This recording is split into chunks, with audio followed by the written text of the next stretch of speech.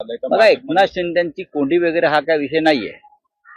त्यांचा जो पक्ष आहे एससी नावाचा त्यांचा पक्ष आहे.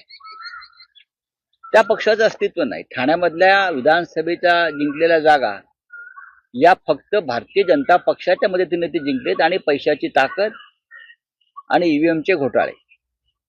ईव्हीएमचे घोटाळे वारंवार मी यासाठी म्हणतोय, 2 दिवसापूर्वी साताऱ्यात सह्याद्री सहकारी साखर कारखान्याची निवडणूक झाली.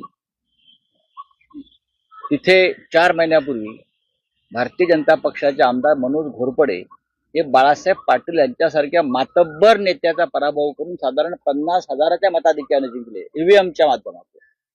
तिथे 2 दिवसापूर्वी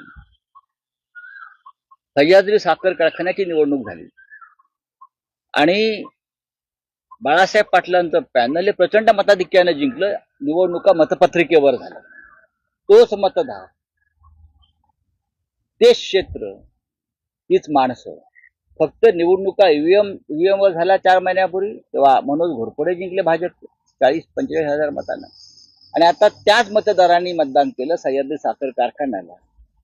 तेव्हा बाळासाहेब पाटलांचं पॅनल 21च्या 21 जागा जिंकल्या. लक्षात घ्या कसं काय परिवर्तन झालं. याचा अर्थ ईव्हीएम मध्ये घोटाळा.